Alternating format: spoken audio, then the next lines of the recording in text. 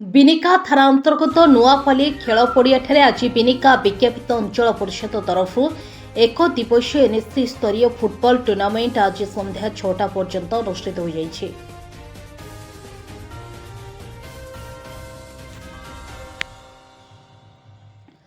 ଏଥିରେ ବିଭିନ୍ନ ସ୍ଥାନରୁ 8 କୋଟି ଦଳ ଅଂଶଗ୍ରହଣ କରିଥିଲେ।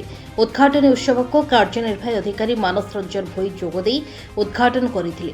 ଫାଇନାଲ ଖେଳ ରହିଲା ଏବଂ ଗୋଳାପଡ଼ା ମା ମଙ୍ଗଳା ମଧ୍ୟରେ ଅନୁଷ୍ଠିତ ହୋଇଥିଲା।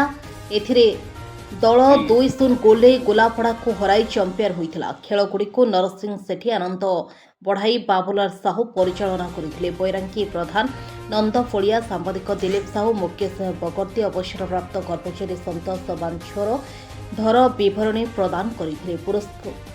ପୁରସ୍କାର ବିତରଣୀ ଉତ୍ସବରେ ମୁଖ୍ୟ ଅତିଥି ଭାବେ ବିନିକା ନଗରପାଳ ସୁଭାଷ ଚନ୍ଦ୍ର ଭୋଇ, ସମ୍ମାନିତ ଅତିଥି ଭାବେ ବିନିକା ସ୍ପୋର୍ଟସ କ୍ଲବ ସଭାପତି ସୋମନାଥ ମିଶ୍ର, କାର୍ଯ୍ୟନିର୍ବାହୀ ଅଧିକାରୀ ମାନସ ରଞ୍ଜନ ଭୋଇ, କାଉନ୍ସିଲର ବିଜୟ ବରାଇ, ପ୍ରଦୀପ ସେଠୀ ପ୍ରମୁଖ ଯୋଗଦେଇ ବିଜେତା ଦଳକୁ ଓ ଉପବିଜେତା ଗୋଳାପଦା ଦଳକୁ ଟ୍ରଫି ସହ ପୁରସ୍କାର ପ୍ରଦାନ କରିଥିଲେ। Bureau report Subarnapur TV.